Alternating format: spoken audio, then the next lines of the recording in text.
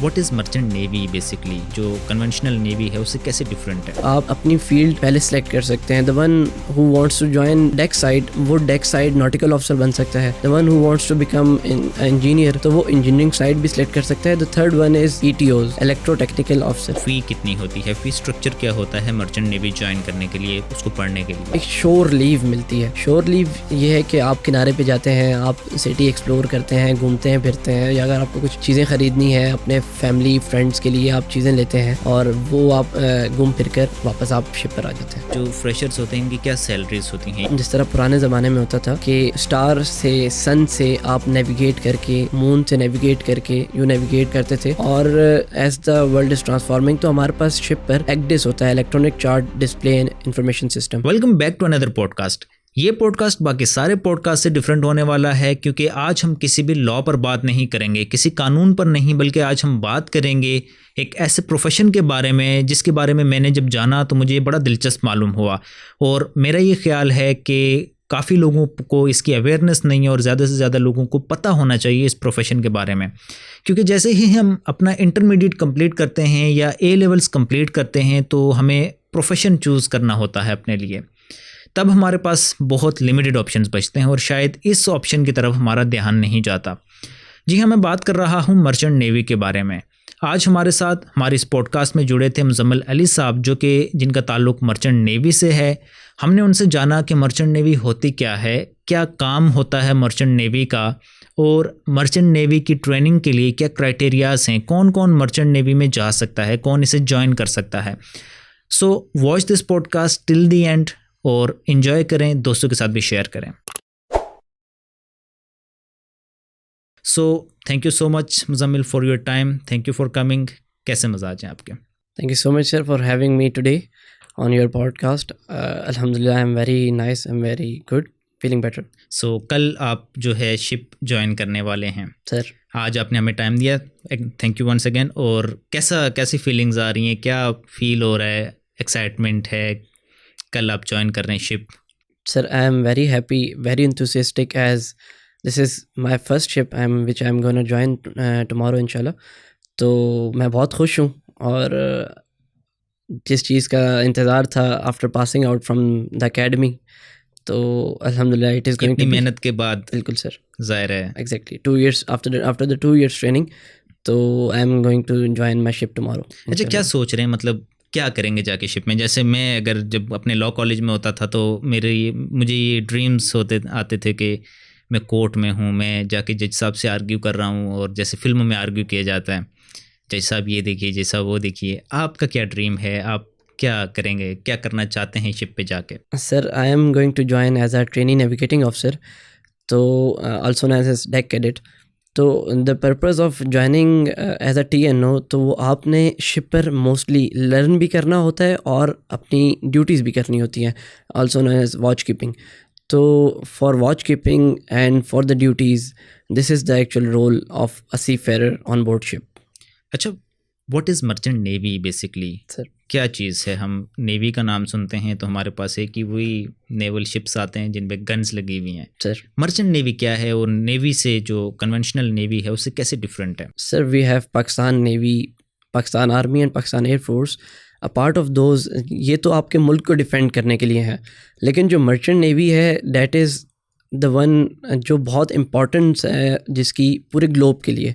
उस तरह ये कि जो आपका गुड्स होते हैं वो एक जगह से जो दूसरी जगह पर, from one country to another country, आप either it is in liquid form, solid form, जो आपका क्रूड ऑयल है, प्रोडक्ट कैरियर हैं, आपकी LNG है, LPG गैस है, या फिर आपका जनरल कार्गो है, तो एक मुल्क से दूसरे मुल्क में और दूसरे से तीसरे मुल्क में, इसी तरह पूरी दुनिया में आपकी जो ट्रेड होती है बाय शिप्स एट सी, तो वो that is called merchant navy, जिससे आप शिप्स के ज़रिए एक मुल्क से दूसरे मुल्क अपना सामान जो है, जो भी आपका गुड्स हैं, वो ट्रांसफ़र करते हैं. अच्छा, इसको नेवी क्यों कहा जाता है? हम इसको कुछ और नाम भी दे सकते थे कि सी ट्रेडर्स में भी.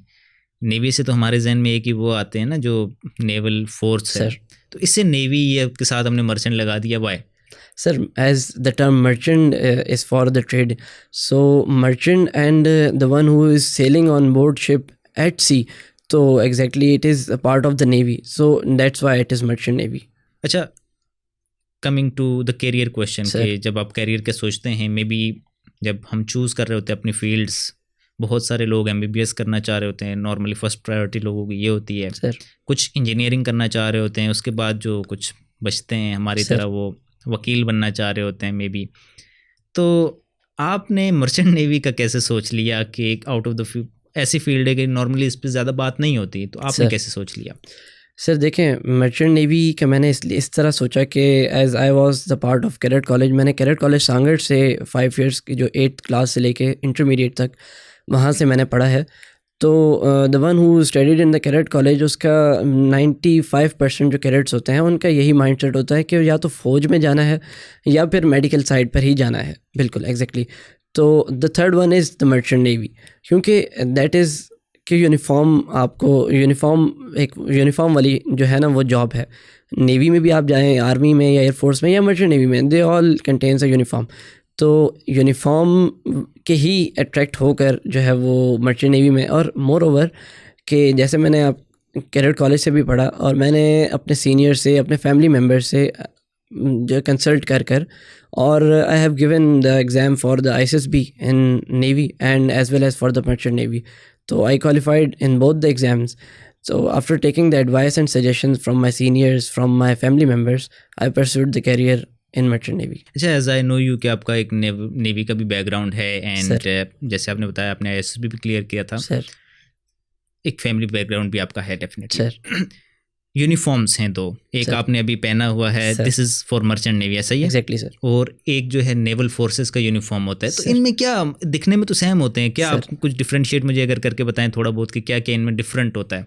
सर जो पाकिस्तान नेवी है या दुनिया में कोई भी नेवीज़ हैं, they are born to protect, they are नहीं, वो तो सारी आप जैसे आपने शर्ट पहनी हुई है, सर मर्चेंट नेवी की किस तरह की होगी, नेवी की किस तरह की होगी, क्या Sir, रैंक्स लगे हुए होंगे अलग अलग? मैं आपको ये बताता हूँ सर, जो दीज आर कॉल्ड एपलेट्स ना, तो this is the major difference कि उनके नेवी के एक जो एपलेट्स हैं they are different from the merchant navy. तो मर्चेंट नेवी के जो एपलेट्स होते हैं they are different, but somehow the uniforms are same because both are navies.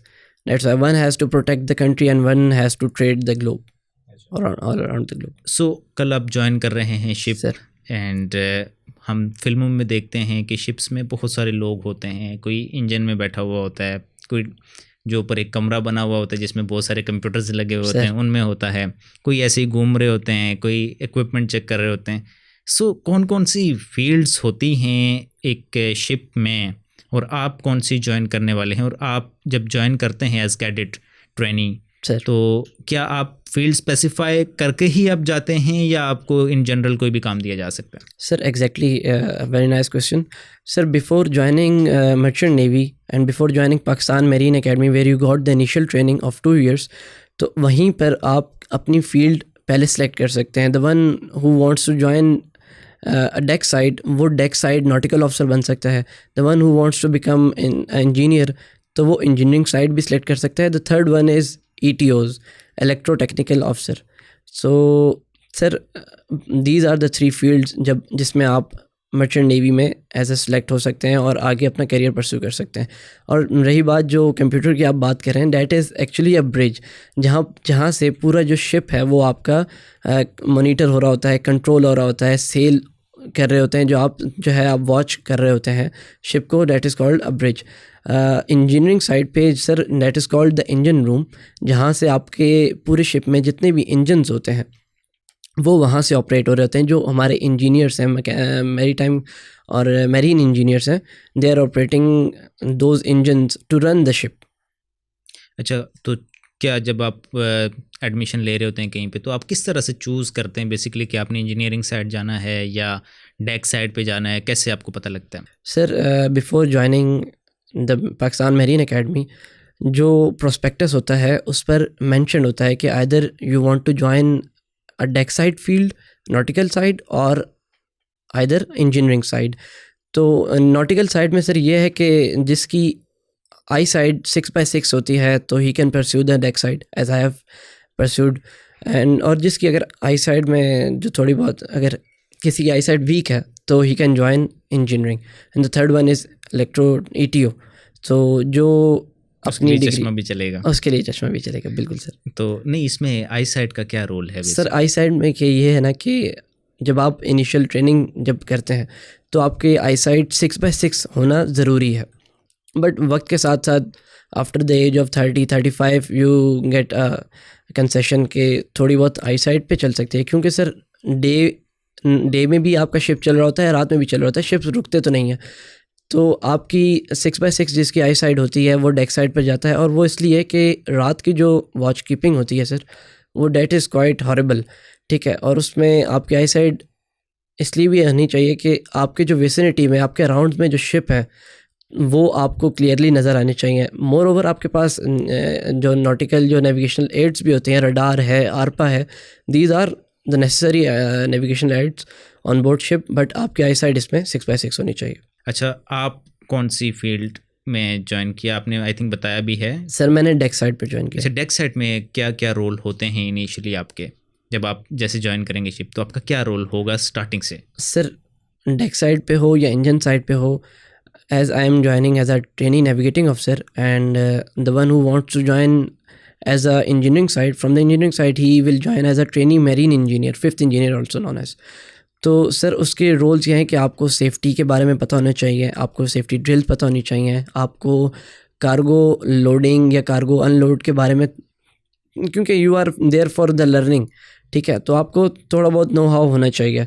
More over आपको वॉच कीपिंग की आपकी ड्यूटीज़ होती हैं, and there are plenty of subjects which we studied at the academy tenure, जो जिसमें principal of navigation है, radar navigation है, आपका कोस्टल नेविगेशन है, ऑफशोर नेविगेशन है, principal of navigation, seamanship, metrology, ILMS, international and legal maritime studies, marine communication, so there are multiple subjects which we studied। अच्छा, तो आप अभी तक शिप पे आपका कोई एक्सपीरियंस है या आप जस्ट अभी ज्वाइन करेंगे? इससे पहले आप शिप पे रहे हैं, कुछ देखा है प्रैक्टिकली आपने? बिल्कुल sir. Sir during the tenure at academy जो हमारी 2 years की ट्रेनिंग थी, due to the efforts of commandant हम we got a training of for 14 days, 2 weeks की हमारी ट्रेनिंग थी PMSA के शिप्स पर।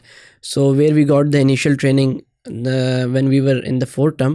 तो हमें जो है इनिशियल ट्रेनिंग जो बेसिक चीज़ें होती हैं शिप्स की, और सीमेनशिप, और जो है ब्रिज नेविगेशन किस तरह की जाती हैं, कौन से इक्विपमेंट्स होते हैं, उनको किस तरह से चलाया जाता है या उन पर किस तरह कमांड की जाती है, उनको ऑपरेट किस तरह किया जाता है। So we got there this training from PMSA ships, Pakistan maritime security agency. So how was the experience? मज़ा आया, बोरिंग था?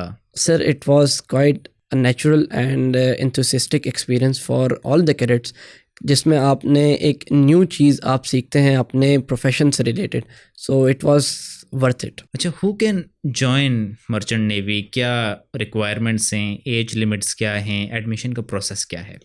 Sir the one who has completed intermediate in pre-engineering with minimum 65 or 60%, he can join Pakistan Marine Academy, that is the gateway to join the Merchant Navy।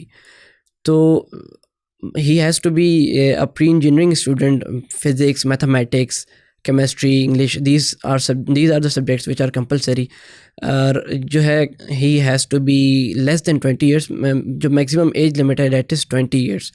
Height must be 5 feet and 4 inches, so he can join Pakistan Marine Academy to pursue the career in Merchant Navy। तो admission process क्या है? Sir admission process ये है कि you got the prospectus, और उसमें आप NTS देते हैं, ठीक है, आप NTS देते हैं, वो आप NTS में 40 to 45 मिनिमम परसेंटेज आपकी उसमें होनी चाहिए। 40 या 45? 40 और समटाइम 45, ठीक है। तो आपके it is MCQs based question answers, so paper होता है आपका NTS का। After qualifying the NTS exam फिर आप जो है अपना फाइनल मेडिकल कराते हैं। कंप्लीट मेडिकल होता है जो कि PNS शिफा से या फिर CMH से, जो आपको बेहतर लगे, किसी भी इन 2 हॉस्पिटल्स में से आप अपना मेडिकल कराते हैं, और थॉरोली कंप्लीट आपका बॉडी मेडिकल होता है, ठीक है। उसके बाद जब आप when you become fit for from the medical, then आप परस्यू करते हैं, the academy will call you for the physical efficiency test and interview. So after completing the physical efficiency test, which contains 1.6 kilometer running, around 15 to 20 push-ups, chin ups 3 to 4 chin ups and sit ups I guess. तो वो आप complete करते हैं, आप उसमें qualify करते हैं, then you pursue for the interview.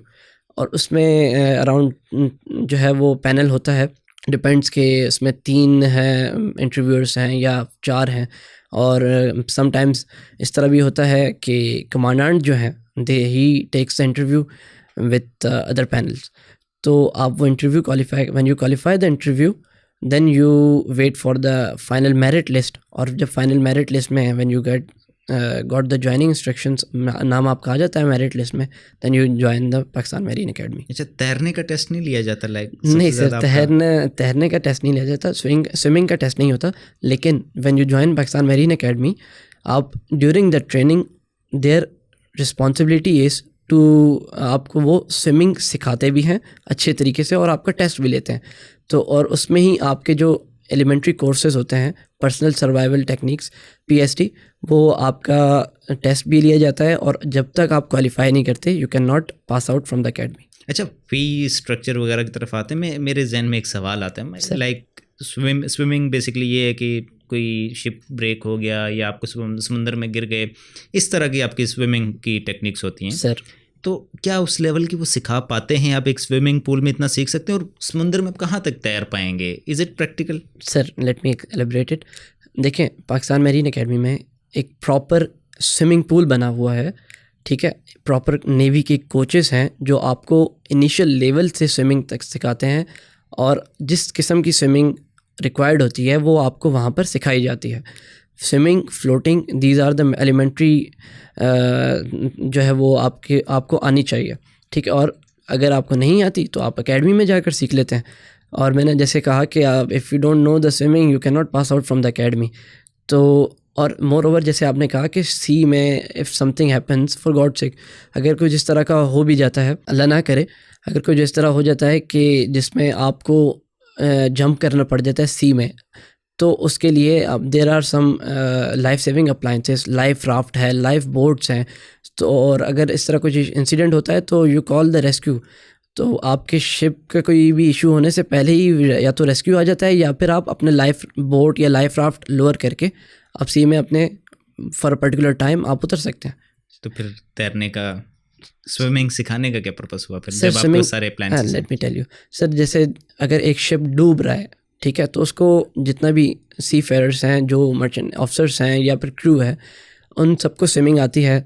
Abundant ship जब कर रहे होते हैं तो यू जंप इनटू द सी, क्योंकि आपका शिप तो डूब रहा है, you don't have anything left. जिस तरह टाइटैनिक में आपने सुना होगा या आपने मूवी देखी होगी, तो you have to jump into the sea. और अगर आप जंप करेंगे और आपको स्विमिंग नहीं आती, डेफिनेटली यू विल डूब जाएंगे आप। तो one has to be very good in swimming. तो आप स्विम करके, मैंने जैसे कहा, लाइफ राफ्ट या लाइफ बोट और लाइफ बॉयज़ भी होते हैं, तो वो आप लोअर करते हैं, या तो लाइफ बोट लोअर करते हैं या life raft, you throw the life raft into the sea, और वो जाकर एक बोट बन जाती है। आप जंप करते हैं और स्विम करके लाइफ राफ्ट के अंदर आ जाते हैं। मैं आपकी स्विमिंग के स्किल्स पे थोड़ा सा जानना चाहूँगा कि आप कितना एक अच्छा तैर सकते हैं, कितना सीख लिया आपने, कितनी डेप्थ में आप तैरे हैं या तैर सकते हैं? बिल्कुल सर। और कितनी देर तक? Sir before joining the academy मुझे स्विमिंग नहीं आती थी। मैंने जो स्विमिंग सीखी है वो एकेडमी में ही जाकर सीखी है। तो स्विमिंग सर, मैंने free style, I can do free style swimming. मैं फ़्लोट कर सकता हूँ मे बी 20-25 मिनट्स तक ईज़िली आई कैन फ्लोट, और may be more than it. तो स्विम भी कर सकते हैं, फ्लोट भी कर सकते हैं। और बात रही डेप्थ की, तो द पूल जो एकेडमी में था, इट वॉज 10 फीट उसकी डेप्थ थी, जो मैक्सिमम डेप्थ थी। तो आई कैन ईज़िली स्विम। अच्छा, जो मर्चेंट नेवी के लिए जो इदारे होते हैं उसकी फ़ी कितनी होती है? फ़ी स्ट्रक्चर क्या होता है मर्चेंट नेवी ज्वाइन करने के लिए, उसको पढ़ने के लिए? Sir as being a Pakistani, तो पाकिस्तान में जो इदारा है वो that is Pakistan marine academy. और पाकिस्तान मैरीन एकेडमी में जो 6 मंथ सेमेस्टर फ़ीस होती है, that is around 1,28,000 and around 1,30,000। ये फ़ीस स्ट्रक्चर है 6 मंथ्स की, जिसमें आपकी हॉस्टल, आपका फूड, आपकी स्टडीज़, एकेडमिक्स, आपके कोर्सेज, आपकी extra curricular activities, each and everything is done in 1,30,000. अच्छा, यहाँ पे कॉन्सेप्ट आते हैं self finance and merit. I don't know terms क्यों यूज़ की जाती हैं दोनों अलग अलग, बट समझते हैं आपकी क्या है. तो इस तरह का कॉन्सेप्ट होता है या नहीं? सर, जो NTS पास कर लेता है वो या तो मेरिट पर अगर देना चाहता है, अगर वो चाहता है कि उसका जो आगे प्रोसेस हो वो मेरिट पर बेस्ड हो, तो वो मेरिट पे ही अप्लाई करता है. सेल्फ फाइनेंस का इस तरह है कि सर अगर आप इंटरव्यू में रह जाते हैं या किसी चीज़ में आप लैक हो जाते हैं, ठीक है, तो आप उसमें सेल्फ फाइनेंस की फ़ी पे करके only for the first 6 months वो एक फ़ीस होती है, दैट इज़ अराउंड 3 लाख.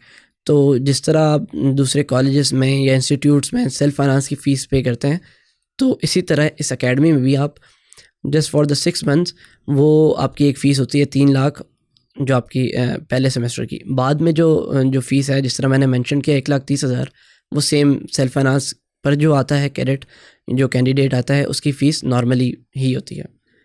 अच्छा, जो कौन कौन से इदारे हैं हमें जो मर्चेंट नेवी का जो भी सिलेबस होता है उससे पढ़ाते हैं या हमें वो ट्रेनिंग देते हैं? कराची में कौन कौन से हैं या पाकिस्तान के दूसरे शहरों में कौन कौन से हैं? कौन कौन से एकेडमीज़ हैं बेसिकली हमारे पास? सर, जो नेविगेशनल जो मर्चेंट नेवी का इदारा है जो पाकिस्तान में वाहिद इदारा है, that is Pakistan marine academy. There are some other 1 or 2 institutes named MTI और आई गेस समथिंग एल्स, लेकिन मैंने तो पाकिस्तान मैरीन अकेडमी से ही किया है अपनी 2 years जो कैडेटशिप प्रोग्राम है. तो मेन जो इदारा है वो पाकिस्तान मैरीन अकेडमी है सर, जिसमें एक जो है कैंडिडेट वो 2nd ईयर के बाद 2 years की ट्रेनिंग के लिए आता है. तो पूरे पाकिस्तान में और कोई इदारा नहीं है दूसरे शहरों ओनली में? इन कराची इट इज़ लोकेटेड. अच्छा, आपको पढ़ाया क्या जाता है during your course, during your training? Sir, जो हमारी स्टडीज़ होती हैं डैट इज़ प्रोफेशनली बेस्ड. उस प्रोफेशन में हम मेट्रोलॉजी भी पढ़ते हैं, हम प्रिंसिपल ऑफ नेविगेशन भी पढ़ते हैं, सीमैनशिप भी, there are multiple subject, seamanship भी पढ़ते हैं, ऑफशोर नेविगेशन भी पढ़ते हैं, कोस्टल नेविगेशन भी पढ़ते हैं, मैरीन कम्युनिकेशन भी पढ़ते हैं कि how you communicate from your own ship to other ships. तो रडार नेविगेशन पढ़ते हैं, इलेक्ट्रॉनिक नेविगेशन सिस्टम पढ़ते हैं. तो देयर आर मल्टीपल सब्जेक्ट्स जो हम पढ़ते हैं, हम क्वालिफाई करते हैं, then we get pass out from the academy. अच्छा, आपको कोई इस तरह की ट्रेनिंग दी जाती है कि लाइक आपके सारे इंस्ट्रूमेंट्स बीइंग इट कंपास और जितने भी नेविगेशनल या ट्रांसपाउंडर्स आपके हैं सारे फेल हो जाएं, then how can you communicate? Sir, it is जिस तरह पुराने ज़माने में होता था कि स्टार से, सन से आप नेविगेट करके, मून से नेविगेट करके यू नेविगेट करते थे. और as the world is transforming, तो हमारे पास शिप पर ECDIS होता है, electronic chart display and information system. लेकिन पुराने ज़माने में क्या होता था कि ECDIS तो नहीं होता था, लेकिन पेपर चार्ट्स होते थे. तो आप जो है वो मैनुअली साइट लेते हैं, सन को, स्टार्स को मद्देनज़र रखते हुए आप अपना रूट निकालते हैं. तो ये चीज़ आपको सिखाई जाती है? बिल्कुल सिखाई जाती है सर. कुतुब सितारा जो देखते हैं? बिल्कुल सर. तो आप डू नो कि मतलब किस तरह से वो सारी चीज़ की बिल्कुल सर. ये साइट किस तरह से ली जाती है, सेक्सटेंट से आप किस तरह, थोड़ा सा मैं जानना चाहूँगा कैसे होता है, मुझे भी थोड़ा सा जानना है sir. There are some equipments जिनके ज़रिए आप जो है ना साइट लेते हैं. साइट ये है कि आप अपनी पोजीशन देखते हैं कि आपकी पोजीशन कहाँ है, क्योंकि सन, मून, दीज ऑल आर जो है ना वो पूरे अराउंड जो है कंट्री. अच्छा, मैं आपको सिचुएशन देता हूँ इसमें. सर, लाइक समंदर के बीचों बीच हैं, रात का टाइम है, आपको नहीं पता कि आप कहाँ पे हैं, आपके सारे इक्विपमेंट्स फ्लॉप हो गए हैं, ठीक है. अब ऊपर चांद भी है, सितारे भी हैं, तो आप क्या देखेंगे, कौन सा सितारा देखेंगे और कैसे मालूम करेंगे कि जाना किस तरफ है? Sir, there are some stars जिनकी वजह से, जिनसे आप जो है अपनी नेविगेशन करते हैं, स्पाइका एंड सम अदर स्टार्स जिनकी वजह से आप अपनी जो है नेविगेशन कर सकते हैं. मोर ओवर आपके पास चार्ट्स होते हैं, आप रूट प्लानिंग की हुई होती है, आपको पता होता है कि आपका इस टाइम शिप कहाँ पर है. इट इज़ जब आपके सब इक्विपमेंट्स फेल हो जाएं, लेकिन आपके पास GPS होता है, रडार होता है, आरपा होता है, जो है ऑटोमेटिक चार्ट, जो है ऑटोमेटिक रडार प्लॉटिंग एड, आपके पास जो है वो ECDIS होता है. तो these all are the navigational aids जिससे आप ट्रैवल करते हैं. अच्छा, ट्रेनिंग कितनी लंबी होती है आपकी? कितने सेमेस्टर्स होते हैं? एनुअल सिस्टम होता है? कितना लंबी ट्रेनिंग होती है? Sir, the training consist of 2 years, जिसमें 1 साल जो आप जूनियर कैडेट होते हैं और 1 साल आप सीनियर कैडेट होते हैं. 4 सेमेस्टर्स होते हैं इसमें 6 months के. और जैसे मैंने मेंशन किया 2 फील्ड होती हैं, इंजीनियरिंग साइड, डेक साइड. इसमें आप अपनी जो है पर्सपेक्टिव ट्रेनिंग लेते हैं। तो दोनों को अलग अलग चीज़ें पढ़ाई जाती हैं? बिल्कुल sir, subjects they are quite different from, because एक इंजीनियरिंग साइड इंजन की साइड पढ़ता है, एक नॉटिकल साइड से पढ़ता है, तो सब्जेक्ट्स आर क्वाइट डिफरेंट। अच्छा, आप रहते भी एकेडमी में ही है ना? बिल्कुल सर। तो आपकी एकेडमी में क्या रूटीन होती है? सुबह से लेके शाम तक आप क्या क्या करते रहते हैं? Sir we wake up at 5 AM in the morning, और सुबह जब उठते हैं तो सबसे पहले हमारी PT होती है, फिज़िकल ट्रेनिंग। उसमें हमारी रनिंग होती है और फिज़िकल जो एक्सरसाइजेज़ होती हैं वो जो है ना 1 घंटे की हमारी PT होती है।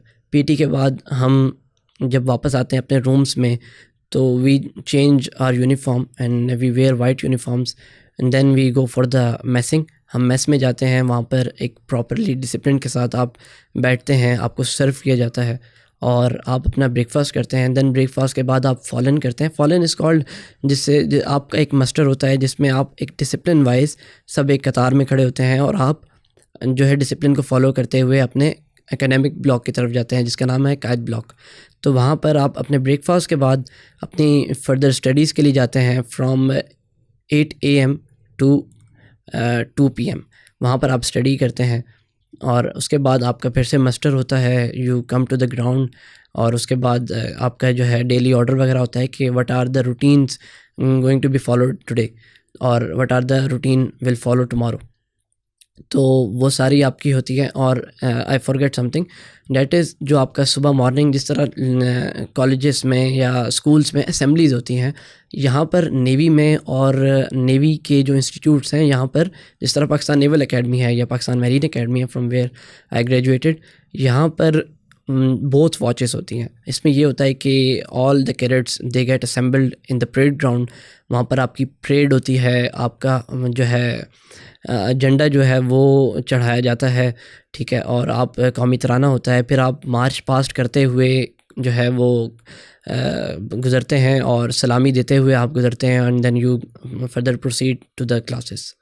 और आफ्टर 2 PM जब आपकी जो है ऑफ होता है, क्लासेस ऑफ होता है, then again you assembled in the parade ground और आपको जैसे as mentioned in the daily order आपको जो रूटीन होती है दिन की वो आपकी बताई जाती है। Then you proceed for the lunch. आप वापस से मेस में आते हैं, अपना लंच करते हैं, उसके बाद आप नमाज़ के लिए जाते हैं। नमाज से वापस आकर यू गेट 30 to 45 मिनट्स जिसमें आप अपना जो है वो शावर लेते हैं, चेंज करते हैं। देन आप जो है PT किट पहन कर फिर से आप असेंबल होते हैं स्पोर्ट्स टाइम के लिए।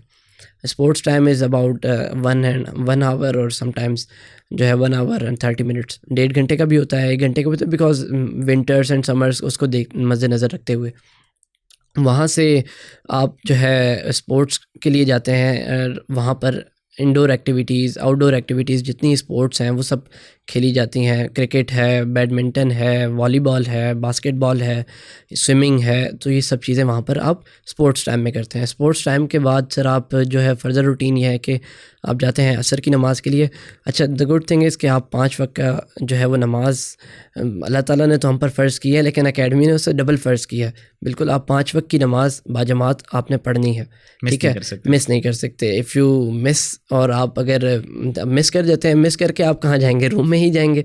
तो आपका कोई ना कोई सीनियर होता है या कोई आपको जो ऑफिसर होता है वो भी नमाज़ पढ़ते हैं, लेकिन आपके ऊपर ड्यूटी ऑफिसर होते हैं। बिल्कुल, ड्यूटी ऑफिसर्स होते हैं वो। इफ़ दे सी यू कि आप जो है वो इधर उधर हैं और आप रूटीन फॉलो नहीं कर रहे, तो you get punished because it is जो ना under the supervision of Pakistan navy. तो आप असर की नमाज़ होती है, नमाज़ के बाद आप वापस आकर अपना फिर से यूनिफॉर्म चेंज करते हैं। देयर आर मल्टीपल यूनिफॉर्म्स जो आप एकेडमी में पहनते हैं। तो असर के बाद आपकी एक प्रेप होती है। प्रेप इस जहाँ पर आप अपनी सेल्फ स्टडी करते हैं। There is no tuition system, जिस तरह हम फर्स्ट ईयर, सेकंड ईयर या मैट्रिक में 7th 8th क्लास में हम ट्यूशन लेते हैं, तो इस तरह ट्यूशन कुछ नहीं होता। एकेडमी में you have to self study, और अगर जो आपको कुछ चीज़ समझ नहीं आती, you can ask your captains, you can ask your teachers, you can ask your instructors. वो आपको मल्टीपल टाइम्स हर एक चीज़ को समझाएंगे अनटिल एंड अनलेस जब तक आपको क्लियर नहीं होता। तो आप असर के बाद, जैसे मैंने मेंशन किया, आपकी 1 आवर की जो प्रेप होती है उसमें आप सेल्फ स्टडी करते हैं। You have to be on chair, और कोई ना कोई आपका डिविजनल ऑफिसर, कोई ना कोई आपका अपॉइंटमेंट होल्डर, सीनियर आपका वो राउंड ले रहा होता है कि यू आर स्टडिंग और you are just wasting your time. तो you have to be in your room, you have to be on your chair and must be studying something. और आप उसमें अपनी जो है फील्ड से रिलेटेड जो आपके सब्जेक्ट्स हैं वो आप पढ़ते हैं। उसके बाद सर मगरिब का टाइम होता है, मगरिब की नमाज़ के लिए आप जाते हैं। अगेन वही मस्टर होता है, फॉलन होते हैं, in a proper discipline you go to the mosque, proper mosque बनी हुई है एकेडमी के अंदर ही, आप नमाज़ के लिए जाते हैं। मगरिब की नमाज़ पढ़कर वापस जब आते हैं सर, तो अमूमन तो घर में यही होता है कि रात 10 बजे, 10:30, 11 बजे हम खाना खा रहे होते हैं, but in academies such institutions वहाँ पर इस तरह नहीं होता। 7 या 8 बजे, मैक्सिमम 8:30 बजे आपका डिनर का टाइम हो जाता है। देन आप अगेन जब जो है मेस में जाते हैं, सीटेड होते हैं, जूनियर्स एक साइड पर, सीनियर्स उनके सामने बैठते हैं, तो each and everything has to be in the discipline. वहाँ पर आप अपना जो है डिनर करते हैं, आपको सर्व किया जाता है, स्टीवर्ड्स होते हैं, जो आपको चाहिए होता है वो आपको सर्व किया जाता है, और आप डिनर करने के बाद अगेन असेंबल होते हैं और इशा की नमाज़ के लिए जाते हैं। सर इशा की नमाज़ जब पढ़ कर वापस आते हैं तो एवरी डे जो है वो एक स्टेट होती है।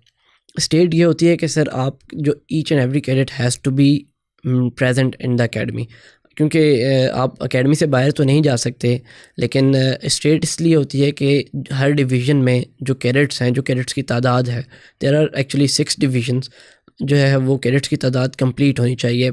या कोई अगर मेडिकल में कोई मिसिंग तो नहीं है, कोई मेडिकल के लिए तो नहीं गया हुआ, कोई हॉस्पिटल तो नहीं गया हुआ, या कोई लीव पर है, तो जो आपकी रिपोर्ट होती है वो आगे जो आपका CAO हैं, जो कैडेट एडमिन ऑफिसर हैं, उनको आगे फॉरवर्ड की जाती है और उन्हें प्रॉपर स्टेट दी जाती है by the appointment holders and by the divisional officer. वो उनको प्रॉपर स्टेट दी जाती है और बताया जाता है कि इतने कैडेट्स मेडिकल लीव पर हैं, या इतने कैडेट्स जो है वो लीव पर गए हुए हैं, या किसी भी जो है, और they must be present in the academy. अच्छा, आप यहाँ पे कुछ देर पहले एक बात कर रहे थे हम वेट के related, that is very important I think. तो क्या वेट का आप बता रहे थे कि कितना वेट होना चाहिए कम से कम, ज़्यादा से ज़्यादा, to get the admission? Sir there are not certain weight, but जो आपकी एज़ पर द जो है हाइट है, BMI है, उसके हिसाब से आपका वेट होना चाहिए, और मेडिकली आप फिट होने चाहिए। आप जो है वो कोई भी जो है ना इमरजेंसी, जो आप कह सकते हैं कि स्पेशल पर्सन जिस तरह होते हैं कि कोई इशू है, जिस तरह आई साइट का कोई इशू है जिसमें आपको कलर ब्लाइंडनेस है, तो you can not take part in the academy, you can not join the academy, you can not join this field. आप कलर ब्लाइंड नहीं होने चाहिए हैं, और वेट एज सच इतना कुछ नहीं है, कि मतलब जो आपकी बॉडी मास इंडेक्स है उसके हिसाब से आपका वेट होना चाहिए। अच्छा, आप ये बताएं कि पाकिस्तान मैरीन एकेडमी में आपका कोई memorable moment, maybe funniest और sir horrible, scariest, whatever it is, sir any? there was a funniest moment when we were the junior term, when I was in junior term, and जब हम लोग junior term में थे तो sir इस तरह था कि जिस तरह बारिश होती है तो एंजॉय करते हैं और फन करते हैं, चाय पीते हैं या स्नैक्स लेते हैं साथ, तो there is no such scene.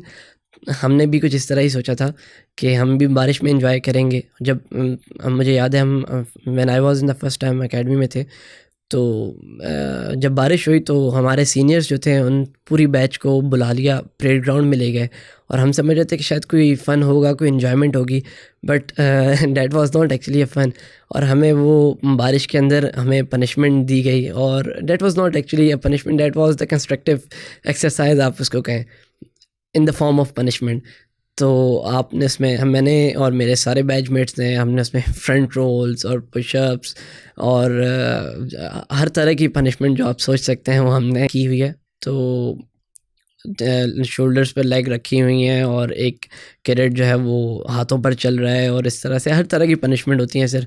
उसमें जैसे मैंने कहा फ्रंट रोल्स होते हैं, डिप्स होती हैं, कीचड़ में आपको रोलिंग देते हैं, और that was the funniest moment and it was a new something for us. अच्छा मुजम्मिल, हम एक चीज़ देखते हैं वीडियोस वगैरह में कि ड्रिल्स की जाती हैं, शायद अलार्म बजा दिया जाता है कि शिप डूब रहा है और आप ड्रिल करें। सर शिप्स पे कराए जाते हैं। आप जब शिप पे थे तो आपको वो सारे ड्रिल सिखाई गई, करवाई गई, या क्या एकेडमी में ये सारी चीज़ें करवाई जाती हैं, सिखाई जाती हैं? बिल्कुल सर, से जो ड्रिल्स हैं they are the most important factors जो आपकी शिप पर होती हैं। आइदर सेफ्टी ड्रिल्स हैं या इमरजेंसी ड्रिल्स हैं या अबंडन शिप ड्रिल है, तो ये हमें एकेडमी में भी करवाई जाती हैं, और शिप पर भी जो है वो ये ड्रिल्स बहुत जो है स्ट्रिक्टली फॉलो की जाती हैं।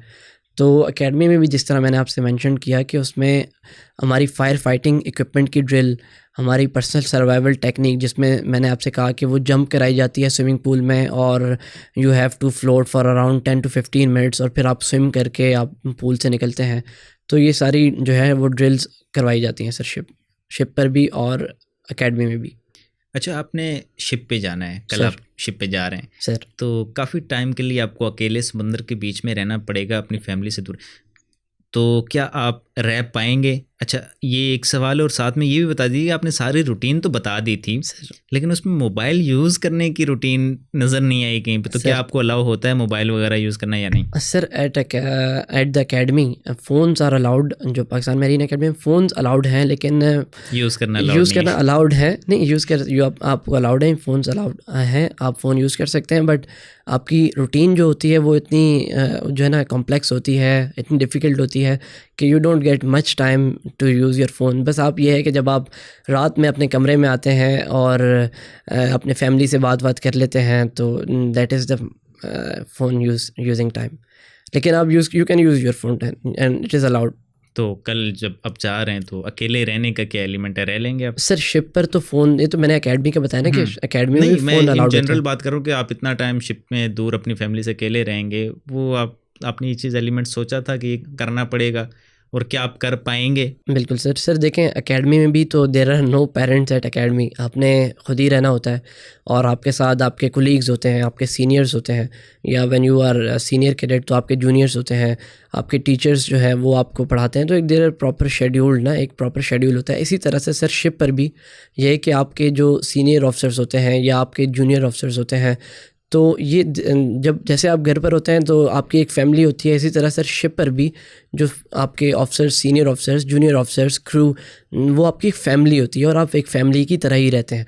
आप ड्यूटी भी करते हैं, आप जो है वो जो ट्रेड भी करते हैं, ठीक है, आप शिप भी चलाते हैं, आप नई चीज़ें सीखते भी हैं और एक फ़ैमिली की तरह रहते हैं। और चूँकि जिस तरह आपने कही है कि शिप पर अकेले, तो इस तरह अकेले नहीं होता सर। मर्चेंट शिप पर सीनियर ऑफिसर्स, जूनियर ऑफिसर्स काफ़ी सारे होते हैं। और मर्चेंट नेवी में कंपैरेटिवली नेवी के जो आपकी डिफेंडिंग नेवी होती है, जो डिफेंस पर्पस के लिए होती है, उसमें तो काफ़ी सारे जो सोल्जर्स और ऑफिसर्स होते हैं, लेकिन मर्चेंट नेवी में देर लिमिटेड जो है वो आपके मैक्सिमम जो है ना वो 25-30 ही जो ऑन बोर्ड होते हैं ओवरऑल, आइदर ऑफिसर्स और क्रू साइड। तो फ़न एक्टिविटीज़ जो हैं सर वो आप या तो आप ड्यूटी करते हैं और आप फ़न एक्टिविटीज़ भी कोई ना कोई चाहिए होती हैं।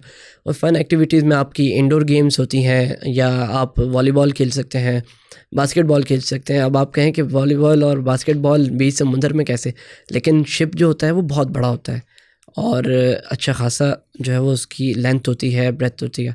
तो जो मेरा शिप है that is around 330 metres long, उसकी जो लेंथ है।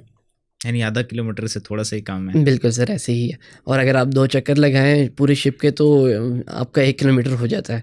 मतलब एक पूरा चक्कर भी लगाएं तो एक अच्छी खासी आपकी जो है ना वो वॉक हो जाती है।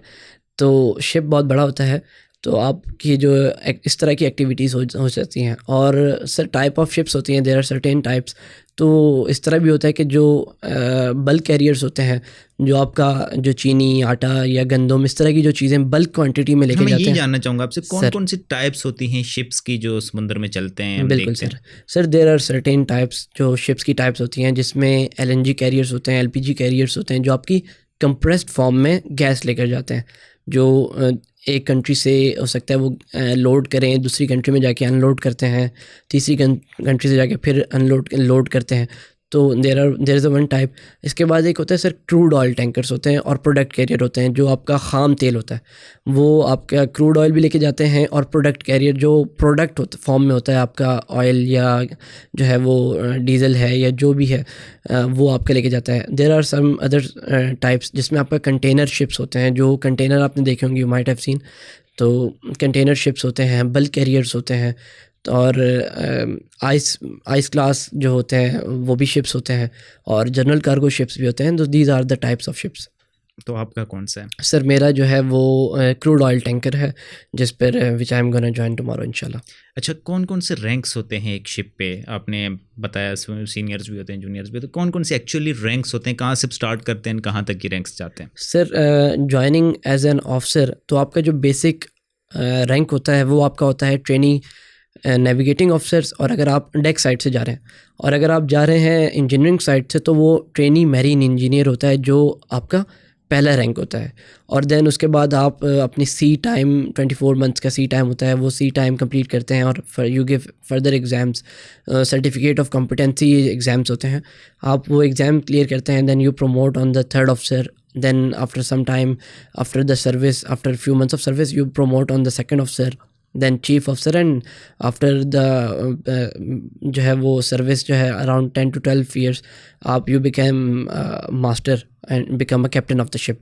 इसी तरह से सर जो है वो इंजीनियरिंग साइड पे जो आपके जो पहला रैंक होता है वो ट्रेनी मेरीन इंजीनियर होता है, उसके बाद fourth engineer, third engineer, second engineer, and the most top जो वो रैंक होता है वो डेट इज़ चीफ इंजीनियर। तो इसी तरह से सर तीसरी साइड ये होती है कि वो आप एज ए इलेक्ट्रिशियन जाते हैं, और ETOs जाते हैं, इलेक्ट्रो टेक्निकल ऑफिसर्स जो होते हैं वो भी they are also part of the officers field. और सर ये तो ऑफिसर्स की हो गई। इसी तरह से सर जो क्रू होता है वो OS जाता है, या ऑर्डिनरी जो सीमैन होता है, तो इसी तरह उनके भी रैंक्स होते हैं क्रू के। OS होता है, AB होता है, देन बोसन होता है।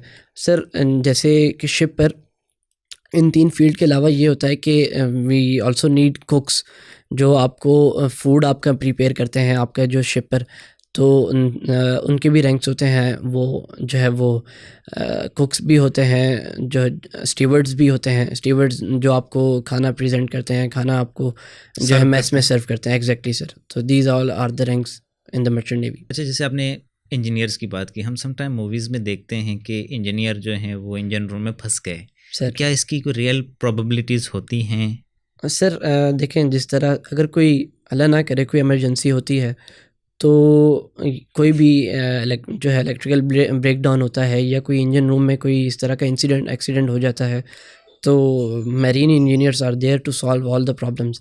तो एज सून एज पॉसिबल वो जो है वो प्रॉब्लम को सॉल्व करते हैं और आगे अपनी जो है सेलिंग शुरू करते हैं। नहीं, लेकिन मैं जानने जा रहा हूँ, फंस सकते हैं मतलब वो गए इंजन रूम में सर, कुछ ठीक करने और ऊपर से दरवाजे बंद हो गए, नहीं मूवीज़ में सर, देखते there is nothing like this. इस तरह कुछ नहीं होता।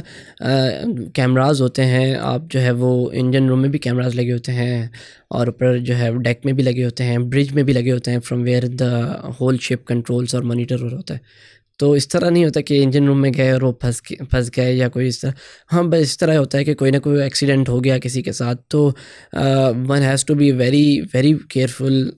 वो शिप पर है तो लोहे का शिप है, आयरन का, तो हैज़ टू बी वेरी जो है ना सेफ़ एंड सिक्योर। उसको सेफ्टी ड्रिल मैंने जैसे मेंशन किया था पहले, इन सेफ्टी ड्रिल्स होती हैं।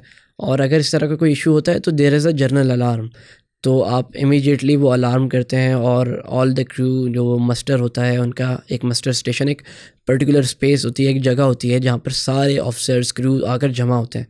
तो देयर आर सर्टेन थिंग्स, इस तरह ऐसा कुछ वाक़या नहीं होता। डॉक्टर्स वगैरह भी होते हैं शिप पे? सर डॉक्टर्स, पर्टिकुलर डॉक्टर्स नहीं होते, लेकिन the one who is the second officer on board ship, जो शिप पर सेकंड ऑफिसर होता है, वही आपका जो है मेडिकल ऑफिसर भी होता है, और जो कैप्टन होता है he also knows much about the doctors. और इस तरह ये है कि आपका वो एक पर्टिकुलर कोर्स करके जाते हैं, जिससे अगर किसी को कोई भी मेडिकल इमरजेंसी होती है तो he knows what to do. अच्छा, अब कितना लंबे अरसे के लिए जो शिप है वो सी में रहता है? Sir ship has to be at sea, ship बना ही सी के लिए होता है, अनटिल एंड अनलेस कोई इंसिडेंट ना हो जाए, कोई कोलिजन ना हो जाए, या फिर उसकी एक पर्टिकुलर रिक्वायरमेंट होती है आफ्टर 3 इयर्स, आफ्टर 5 इयर्स। जिस तरह एक कार होती है वो नहीं, जो मतलब है, एक पर सर्टन क्रू को लेके, एक चंद जो लोग हैं, क्रू हैं उसमें, उनको कितनी देर वो समंदर के अंदर ही रहना पड़ता है कि आप समंदर के अंदर ही बाहर नहीं आ सकते? सर आप रहना तो आपने समंदर में ही है ना, आप सेल कर रहे होते हैं। आप ऐसा तो नहीं है कि एक जगह पर आप रुक जाते हैं, आपने एक कंट्री से दूसरे कंट्री जाना है, दूसरे से तीसरे जाना है, और इस तरह पूरी दुनिया में आपकी ट्रेड हो रही होती है, और आपका शिप रुकता नहीं है। जिस तरह मैंने मेंशन किया कि एक कोई ना कोई अगर एक्सीडेंट हो जाए, कोई इंसिडेंट हो जाए, तो उसके लिए वो शिप आपका फॉर पर्टिकुलर टाइम वो शिप जो है ना, अगर शिप में कोई इंसिडेंट हो जाता है तो वो डॉक्स में जाता है, उसको रिपेयर होता है और immediately as soon as possible वो ठीक होने के बाद फिर से सेल करने के लिए चला जाता है शिप। अच्छा, विजिटिंग द वर्ल्ड, मतलब आप दुनिया के बहुत सारे ममालिक में जाते हैं, तो क्या आपको अलाउड होता है कि आप वहाँ के पोर्ट्स पे रुक के उतर जाएं? बिल्कुल सर इस तरह ये होता है कि you get the permission from your captain, जो आपका शिप का कैप्टन होता है, he gives you a permission. तो उसमें यह है कि आप 4 to 5-6 आवर्स के लिए आपको एक शोर लीव मिलती है। शोर लीव ये है कि आप किनारे पे जाते हैं, आप सिटी एक्सप्लोर करते हैं, घूमते हैं फिरते हैं, या अगर आपको कुछ चीज़ें ख़रीदनी है अपने फैमिली फ्रेंड्स के लिए आप चीज़ें लेते हैं और वो आप घूम फिर कर वापस आप शिप पर आ जाते हैं। और वो आपके लिए जो है ना एक असाइंड एजेंट होता है जो आपको शिप से गाड़ी में लेकर जाता है, घुमाता फिराता है और आप then you again come to the ship. अच्छा, कभी ऐसा हो सकता है कि जैसे पीआईए का जहाज़ जब कनाडा जाता है तो एक क्रू उतर के भाग जाता है, 2-3 इंसिडेंट्स ऐसे हो चुके हैं, तो क्या आपका शिप जो है वो किसी मुल्क में जो है वो पोर्ट पे लगा और क्रू निकला और भाग गया? सर माजी में पास्ट में इस तरह के इंसिडेंट होते रहे हैं और होते हैं कि जिसमें जो है वो क्रू ने शोर लीव ली और वो वहाँ से स्लिप हो गया और चला गया। बट एक्चुअली हमें लॉ में ना, कॉन्ट्रैक्ट लॉ में भी ये cases let me tell you sir, the rules and regulations are difficult each and every day, ठीक है। हर दिन वो जो है वो उसमें इम्प्लीमेंटेशन हो रही होती है और इस तरह नहीं होता कि आप शिप से उतरे और डायरेक्टली आप चले गए और आप स्लिप हो गए। माजी में इस तरह होता रहा है, लेकिन मैंने जिस तरह आपसे कहा कि रूल्स एंड रेगुलेशन बहुत टफ है, तो in this era I don't think so कि आप इजीली जो है ना वो आप शिप से भाग सकते हैं। एलएलबी में कुछ केसेस हमने पढ़े थे, वहाँ पे समटाइम ये भी इस तरह के एक्सट्रीम केसेस थे सर कि शायद पूरा क्रू या मैक्सिमम 80% क्रू ही निकल गए, दूसरे मुल्क ही भाग गया। सर बेसिकली वो कॉन्ट्रैक्ट लॉ के थे, कॉन्टेक्स्ट अलग था, बट होते हैं इंसिडेंट्स। सर अच्छा, नेक्स्ट जो स्ट्रगल होती है किसी भी फील्ड में जब आप ज्वाइन करते हैं तो अच्छी जगह पे काम ढूंढना, तो कौन कौन सी कंपनीज अच्छी हैं और क्या स्ट्रगल होती है आपको एक अच्छी कंपनी में जॉब हासिल करने की? बिल्कुल सर, जब पासिंग आउट के बाद सर जब आप अपनी डिग्री ले लेते हैं एकेडमी से, then you pursue for the jobs. इस तरह भी होता है कि एकेडमी में 2-3-4 जो कंपनीज़ आती हैं एवरी ईयर, जो पासिंग आउट कैडेट्स होते हैं उनके इंडक्शन के लिए, लेकिन इट इज़ नॉट कन्फर्म कि आप अगर आपकी 100 की बैच है तो 100 के 100 जो कैडेट्स हैं वो उसी कंपनी में चले जाएं। These all are foreign based companies, वो सबको तो नहीं ले सकती, लेकिन जो टॉप के कैडेट्स होते हैं उनको ज़रूर लेती है। मोर ओवर सर ये है कि you apply for the jobs, ठीक है, आप डिफरेंट कंपनी में जॉब्स के लिए अप्लाई करते हैं, वो फिर आपका इंटरव्यू लेते हैं, मेडिकल होता है, and then you join the ship. There are multiple companies, जो है वो टेरा मरीन है, टेरा मरीन के ज़रिए that is the meaning company, जो वो आपको नकीलात शिपिंग कंपनी है, या फिर आप जो है वी शिप्स है उसमें आप जा सकते हैं, डायना गैस है, डायनाकॉम है, ये दीज आर द कंपनीज़ जिसमें आप जा सकते हैं। और there are multiple companies, Cosco है, हैपेगलॉयड है, आपने कंटेनर्स पे देखा होगा, मर्क्स कंपनी है, तो देर आर मल्टीपल कंपनीज़ जिसमें आप अप्लाई करते हैं and as soon as possible जो आपको वो जॉब मिल जाती है। अच्छा, next and very important thing जिसके लिए शायद ये लोग, बहुत सारे लोग पॉडकास्ट को अभी तक में भी देख रहे होंगे, मर्चेंट नेवी में जो फ्रेशर्स होते हैं इनकी क्या सैलरीज होती हैं, यानी कि जैसे ही आपने शिप ज्वाइन किया कितनी सैलरी होगी आपकी और वो किस तरह से बढ़ती जाएगी? Sir salaries are depend upon 2 factors. एक तो आपकी कंपनी, दूसरा आपका टाइप ऑफ शिप, आपका शिप किस टाइप का है। जैसे मैंने मेंशन किया था, कंटेनर है, बल्क कैरियर है, एलएनजी कैरियर है, क्रूड ऑयल टैंकर है, तो एक तो ये टाइप हो गई। दूसरा आपका कंपनीज़ है कि कौन सी कंपनीज़ है, उसके पास कितने शिप्स हैं, कितनी स्टेबल कंपनी। ऑब्वियसली जिस कंपनी के पास शिप्स होते हैं वो अच्छी खासी स्टेबल होती है। तो sir as I am going to join, तो जो TNO होता है, ट्रेनिंग नेविगेटिंग ऑफिसर जो होता है, जो फर्स्ट रैंक होता है ऑफिसर्स के साइड से, तो उसकी जो सैलरी होती है डैट इज़ 1.5 लाख से लेकर 2.5 लाख पाकिस्तानी सैलरी होती है। अच्छा, आप when you become senior and you qualified your COC exam, certificate of competency exams, जो पाकिस्तान से भी होते हैं और दूसरे कंट्री से भी, आप फ़ॉरेन से भी आप एग्ज़ाम्स दे सकते हैं। जब वो आप एग्ज़ाम क्लियर करते हैं तो सर आपकी सैलरीज़ जो है वो पाकिस्तानी 8-9 लाख रुपए थर्ड ऑफिसर की सैलरी होती है। ये सैलरी आपको सारे जो है सैलरीज है डॉलर्स में मिलती है, तो पाकिस्तानी में कन्वर्ट करके बता रहा हूँ। थर्ड ऑफिसर की सैलरी होती है 8 से 10 लाख। सेकंड ऑफिसर जो उससे सीनियर होता है उसकी सैलरी होती है sir 15 to 17 lakhs. Chief officer जो सेकंड ऑफिसर से सीनियर होता है, चीफ ऑफिसर की सर सैलरी होती है around 22 to 28 lakhs PKR Pakistani per month. और जो सर कैप्टन होता है जो all over the responsible of the ship होता है, तो उसकी जो सैलरी होती है sir that is between 35 lakhs to 45 lakhs Pakistani. और ये सैलरी सर जो डॉलर्स में मिलती है, जो डॉलर्स में इट इज़ अराउंड 12 to 13 और 14,000 डॉलर्स कैप्टन की सैलरी होती है। अच्छा, ये शिप टू शिप पे डिपेंड करता है बिल्कुल सर, ये टाइप ऑफ शिप पे डिपेंड करता है, लेकिन जो सीनियर रैंक्स हैं, जैसे आप व्हेन यू बिकम ऑफिसर, तो आपकी सैलरीज ऑलमोस्ट जो है ना वो सेम ही होती है। थर्ड ऑफिसर की सैलरी जिस तरह मैंने मेंशन की, सेकंड ऑफिसर की, चीफ ऑफिसर की और मास्टर की। अच्छा, honest advice for merchant navy aspirants, क्या आप लोगों को ये एडवाइस करेंगे कि उन्हें मर्चेंट नेवी ज्वाइन करनी चाहिए? इसमें स्ट्रगल्स का एलिमेंट क्या है, अपॉर्चुनिटीज़ कितनी एक अवेलेबल हैं, आप करेंगे एडवाइस या नहीं?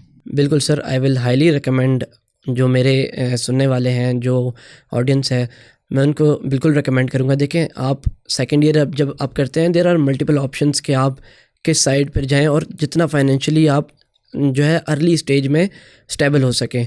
तो देयर इज़ फील्ड इंजीनियरिंग भी है, MBBS है, BDS है या वकालत है, इसी तरह से सर ये भी फील्ड है। लेकिन अगर आप यूनिवर्सिटीज़ में जाते हैं, मैं बुरा नहीं कह रहा, दे ऑल आर गुड, लेकिन आप 4 years की आप इंजीनियरिंग की डिग्री करते हैं और still you apply for the job, and mostly ऐसा होता है कि यू डोंट गेट जॉब। और अगर आपको जॉब मिल भी जाती है तो 40, 70, 60,000 की जॉब होती है, may be more than 1 lakh, but initial stages में आपकी इतनी सैलरी नहीं होती। लेकिन पाकिस्तान मेरीन अकेडमी से 2 years की जब ट्रेनिंग आप करते हैं तो आपको BSc नॉटिकल साइंसेस और BE इलेक्ट्रिक जो मेरीन इंजीनियरिंग की डिग्री मिलती है, ठीक है, जो एफिलिएटेड है NED यूनिवर्सिटी से।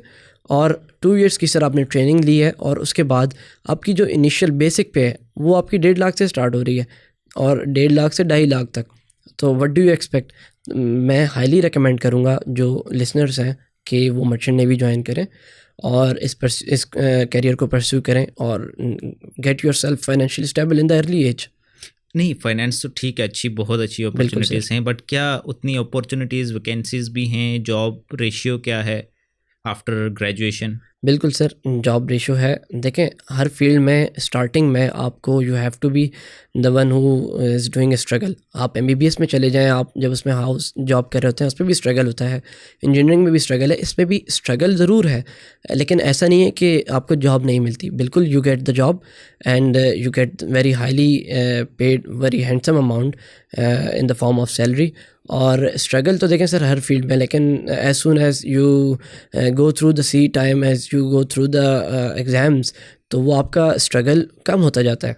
तो I will highly recommend this field. Thank you so much Muzammil for your time, for your valuable insights, valuable information, and I hope के व्यूअर्स के लिए भी ये सेशन काफ़ी इन्फॉर्मेटिव रहा होगा। काफ़ी चीज़ें जो मर्चेंट नेवी के बारे में, बहुत सारी चीज़ें लोगों ने जानी होंगी, शिप्स के बारे में। सो अगर आपको ये सेशन अच्छा लगा है तो इसे लाजमी शेयर करें अपने फैमिली मेम्बर्स के साथ, अपने दोस्तों के साथ, अपने रिश्तेदारों के साथ जो मे बी अभी ये देख रहे हैं कि उन्हें क्या करना चाहिए अपनी लाइफ में इन फ्यूचर, कौन सा कैरियर उन्हें चूज़ करना चाहिए। तो आप उन्हें ये ज़रूर बताएं, ये एक अच्छा ऑप्शन है, और आई थिंक के मे बी बहुत सारे लोग इससे बहुत ज़्यादा फ़ायदा उठा सकते हैं। और अगर आपको वीडियो पसंद आई है तो इसे लाइक करें, दोस्तों के साथ शेयर करें, सब्सक्राइब भी करें चैनल को। ऐसे और मज़ीद हम सेशंस आपके लिए लाते रहेंगे। Thank you very much. अल्लाह हाफिज़।